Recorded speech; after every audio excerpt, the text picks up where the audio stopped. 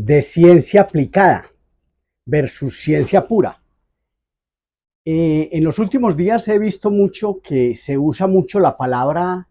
aplicada para referir, en particular en la odontología y en la medicina, para referir una técnica o un discurso de algún profesional, conferencista, ponente, que habla de aplicado. La palabra aplicada en ciencia, que es de lo que vamos a hablar, es sinónimo de fáctico o factual, es decir, de algo que se hace con las manos, aunque en el fondo no es con las manos, se hace con el cerebro, que es quien gobierna este elemento. Casi que podríamos decir que el ser humano piensa por las manos. Pero comencemos entonces y hablemos de ciencia, de ese vocablo aplicada. Veo que todo el mundo habla hoy de tal disciplina aplicada a, como si fuera un simple adjetivo para calificar el conocimiento que yo tengo, aplicárselo a un área del conocimiento. Y resulta que no. Es importante que entendamos que existe una ciencia pura, también llamada básica o fundamental, y existe otra ciencia que se llama la ciencia aplicada, la ciencia también llamada fáctica o factual. Entonces hay dos ciencias, una ciencia que hace ciencia pura, básica, fundamental, y una ciencia aplicada. Pero resulta que esa ciencia aplicada, esa ciencia pura hace una investigación gastándose muchos millones de dólares incluso para hacer investigaciones que después deben ser confrontadas por la praxis, por la práctica como tal, por la ciencia aplicada, la ciencia fáctica o factual. Y realmente eso ocurre mucho, aunque hoy en día hay investigaciones de ciencia pura que hay que llevar a feliz término y de pronto hay que hacer algunas mentirillas dentro de ella, pero es importante que entendamos, esa es la ciencia pura, básica o fundamental, la que hace esas investigaciones, la que sus investigadores se pasean por grandes escenarios con unas condiciones especiales. La ciencia fáctica, la ciencia aplicada, es una ciencia que hace un obrero, un trabajador, no digamos un obrero, un científico que trabaja en lo fáctico, es decir, que busca cómo corroborar, cómo trabajar recostado a una ciencia pura, básica, fundamental, y cómo trabajar e incluso demostrar o controvertir lo que la ciencia pura dice. Ahora, la ortopedia maxilar, que es lo que nos concierne, la ciencia pura de la ortopedia maxilar, que sería el estudio de crecimiento y desarrollo craneofacial, cómo es que crece el cráneo, cómo es que la base craneana, llamada condrocráneo, propulsa el esqueleto facial hacia adelante. Es una investigación que en el fondo no se ha hecho mucho y que la medicina la soporta, y que a veces nosotros en la odontología, en la ortopedia maxilar, que todavía no existe como disciplina científica en el mundo, recostada a todas las universidades, sino que existen algunas escuelas de métodos en algunos países que enseña el método A, el método B o el método C, pero que en el fondo no es una disciplina que se estudia en las universidades, el estudiante de pregrado, que debe estudiar a la par unos procesos de crecimiento y desarrollo a plenitud para después hacer un posgrado en ortopedia maxilar o en ortopedia facial, como debería llamarse, que hable verdaderamente de cómo es que funciona ese cráneo que estamos tratando de incidir,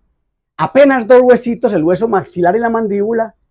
tratando de avanzarlos. De hecho, se habla mucho del avance mandibular, en fin, y se habla mucho de que la mandíbula de pronto es la responsable de todo eso, cuando de repente no, de repente es el desarrollo del maxilar, pero eso no es lo que vamos a discutir hoy. Entonces, en esa ciencia aplicada, hay unos aparatos de ortopedia que nacieron, que son alemanes, alemanes, franceses, noruegos, suecos, que nacen de repente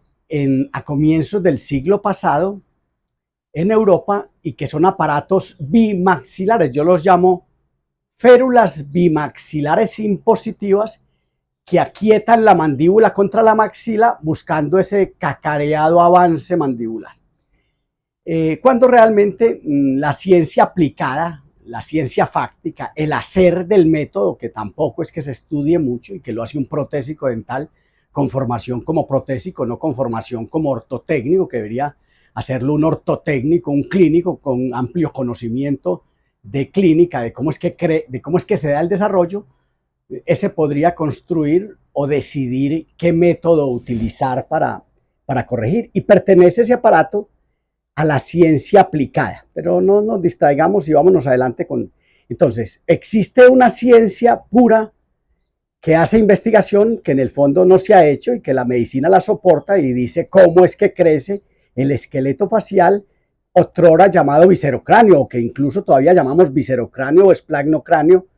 cuando realmente no sabemos qué es exactamente, o no sabemos, o ese nombre de viscerocráneo o esplagnocráneo evoca el esqueleto facial, que tiene 14 huesos y que debe referirse como esqueleto facial, como si fuera visceral, o esplagno es visceral, con unas raíces etimológicas que demuestran como que la trompa de los seres humanos no es un componente muscular, cuando en el fondo de esos 22 huesos de la cabeza, 14 son el esqueleto facial y solo 8 son el neurocráneo, de los cuales 4 pertenecen a la base craneana, que es la tapa de la calota, por así llamarla, de la calvaria se debe llamar hoy, que es la que propulsa el desarrollo del esqueleto facial, de esos 14 huesos. Es decir, 4 de esos 8 huesos del neurocráneo son los que terminan decidiendo, propulsando o atrofiando el desarrollo de la trompa hacia adelante. Permítaseme el término trompa para dejarlo claro de qué es que estamos hablando ante la palabra viscerocráneo o esplagnocráneo, que debe cambiar a esqueleto facial hoy día. Entonces, esa ciencia pura, básica o fundamental, de pronto no ha hecho esa investigación, pero quiero que sepamos que existe una ciencia aplicada, fáctica o factual, que es la que va a hablar, la que va a construir el método terapéutico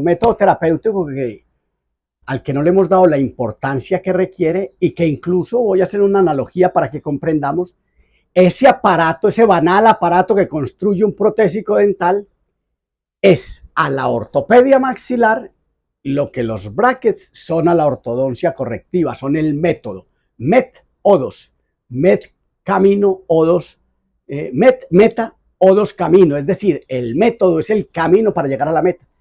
El método es ese banal aparato que llamamos, que es el método terapéutico basado en ciencia y que es el método científico terapéutico, como debe referirse.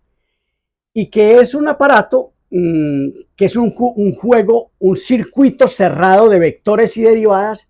una magnitud vectorial multidimensional que buscará, al tiempo de corregir el tamaño de esos dos maxilares, propulsar el esqueleto facial hacia adelante, propulsar los 14 huesos hacia adelante y producir un relacionamiento, es decir, y debe resolverse primero el dismorfismo, la falta de forma, para que se resuelva así la disrelación, la falta de relacionamiento. Pero no, la ortopedia que tenemos, con 100 años de existir, que nace cuando todavía no se tenían las leyes de desarrollo que nos mostraría Petrovic apenas en el 69 o 70, y que todavía está vigente su teoría del servosistema, demuestra que ese esqueleto facial, ese viscerocráneo, como le tocó llamarlo a Petrovic, tiene una propulsión hacia adelante, tiene unos centros de propulsión, aunque en ese entonces se llamaron centros de desarrollo, y que de repente hay que resolver primero el dismorfismo, hay que darle tamaño a las arcadas dentales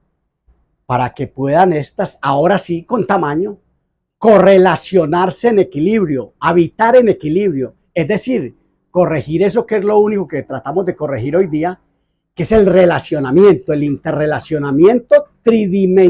tridireccional. Tridireccional porque tridimensional es el tamaño. Tridireccional de las arcadas dentales. El relacionamiento antero-posterior, el relacionamiento lateral, que se llama el plano frontal, y el relacionamiento vertical. Entonces, la ciencia aplicada es la ciencia que debemos entender para construir por fin unos métodos terapéuticos capaces de resolver el dismorfismo y no seguir, como estamos hace 120 años, relacionando arcadas a ultranza, a como dé lugar. Tengo que relacionarlas aunque no se parezcan. De hecho, no existe en la literatura clínica un ejercicio donde se diga, entonces usted avanza el hueso, el modelo maxilar, la mandíbula la avanza con respecto al maxilar y ve el relacionamiento. No, de hecho eso se hace apoyados en una teoría muy importante, que es la relación molar clase 1, clase 2 o clase 3, que está aquí instaurada en el estudiante de odontología y en el ortopedista maxilar, y que tal vez es el que lo confunde, esa clasificación. De repente, y esto a veces es muy complejo de aceptar por ustedes, la clase 1, la clase 2 y la clase 3 no son la alteración, no son la maloclusión. El relacionamiento anteroposterior, clase 1, clase 2 o clase 3, es la resultante de un problema venido de otro plano del espacio, de una compresión transversal mayor o menor en la mandíbula o en la maxila, o de otros problemas verticales como el atrapamiento mandibular, que podría ser un vocablo más interesante que nos mostrara un mejor camino. De hecho, un tipcito es que todo atrapamiento mandibular, lo primero que hay que hacer es desatrapar la mandíbula, es decir, darle crecimiento vertical a la mandíbula, si es que la mandíbula, que en el 98% de las veces es la responsable, desatrapar la mandíbula, liberarla para promoverle dinámica y ayudarle a que en mancomunidad con el hueso maxilar, que es el que está comandando el desarrollo, eso dice la teoría Petrovic, el hueso maxilar es el que comanda el desarrollo hacia adelante y hacia abajo, el maxilar es el que está creciendo, y ahí es donde están las atrofias, y ahí es donde tenemos que trabajar. Es decir, esos aparatos bimaxilares del siglo pasado, que buscan correlacionar las arcadas dentales, que buscan avanzar la mandíbula, de repente hay que cambiar las directrices de tratamiento y hay que pensar que lo que hay que cambiar es el tamaño del hueso maxilar, corregir el dismorfismo, la falta de forma del hueso maxilar y hacer una mandíbula o escenario oclusivo a la mandíbula que la despeje, la dinamice, la desprofundice y pueda promover esa dinámica que no tiene la mandíbula atrapada. Entonces, básicamente lo que quiero dejar claro en este título de este video es que la ciencia aplicada, o fáctica o factual, es un término que habla de esa ciencia que se hace, de lo que se hace, es decir, del método científico terapéutico en la ortopedia y del cómo manejarlo, tema en el que todavía tenemos ciertas dificultades porque no estamos muy pendientes de la construcción ni del manejo de los aparatos, excepto las escuelas que le digo, que son 2 o 3 escuelas en el mundo, que son escuelas de métodos y que dicen que el método de ellas es el único método posible para conquistar las alteraciones. No, ortopedia maxilar es entender el proceso de crecimiento y desarrollo alterado que se está dando y promoverlo mediante métodos factuales, fácticos, mediante ciencia aplicada, construyendo un circuito cerrado de vectores y derivadas que cambie, corrija el tamaño de las arcadas dentales y que haga 2 arcadas dentales coherentes, con paridad para correlacionarse, sin atrapamiento, con dinámica, y deben ser aparatos dinámicos, no férulas bimaxilares impositivas como son los aparatos de ortopedia maxilar. Hombre, de repente es muy difícil presentar esta locución, esta teoría, esta prédica, pero ya es hora que entendamos que definitivamente no es resolviendo la disrelación como queremos resolverlo, y que tenemos que entender que todo avance de la mandíbula tiene una propensión, una proyección de avanzar la mandíbula. ¿A expensas de qué? ¿Contra qué es que se apuntala esa férula bimaxilar impositiva llamada incluso dinámica, miodinámica? ¿Contra qué es que se apuntala esa pretensión de avance mandibular? Se lo cuento, se lo respondo. contra un hueso maxilar en desarrollo, que es el que está comandando el desarrollo del esqueleto facial hacia adelante,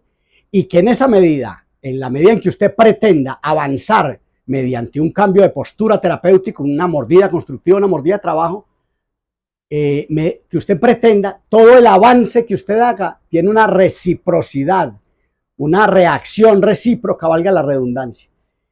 una reciprocidad vectorial que cae sobre un hueso maxilar en desarrollo y de repente no es por ese lado. Entonces, esta disertación buscará hablar del relacionamiento de las arcadas dentales mediante la resolución del dismorfismo, mediante crear tamaño acorde de esas arcadas dentales para darles paridad, coherencia, correspondencia biunívocas, que como entidades unívocas tengan la posibilidad de correlacionarse biunívocamente. Y ahí le presento lo que hay que pensar en desarrollar es el hueso maxilar, no avanzar la mandíbula con férulas bimaxilares impositivas. Sé que esto es una teoría, pero aquí estoy en Medellín, Colombia, para servirles. Soy Carlos Barberi y estoy presto a esta discusión que habrá que hacer en el mundo y que de repente no la está haciendo mucha gente, aunque mucha gente lo ha dicho también. En los años 60, Pedro Planas dijo, el bionator hay que partirlo en dos mitades, superior e inferior. Mauricio Vaz de Lima, en Uruguay, en Argentina, dijo, el aparato creó dos placas activas, en fin. ¿Quién más? John Mew, en Inglaterra actualmente. La doctora de Salle se escribe, pero se lee de Sa, la doctora María José de Sa, ha creado también unos métodos terapéuticos monomaxilares. ¿A quién más se me ocurre? Es decir, muchos han hablado de que los aparatos deben ser monomaxilares, pero ninguno se ha comprometido. Yo me comprometo, démosle gracias a esos autores de comienzos del año pasado, a Pierre Robin, a Andresen, a Heupel, a muchos de ellos, a Walters, que por lo menos propusieron el avance mandibular. Pero ya no más avance mandibular, por favor, ya no más férulas bimaxilares impositivas que aquietan la dinámica, que ferulan la mandíbula contra la maxila, soslayando, sopesando, atrancándola contra el hueso maxilar en desarrollo. Básicamente esto es lo que quería decirle a propósito de una discusión que traigo con algunos personajes que no aceptan que yo haga este planteamiento. Por vuestra atención, muchas gracias.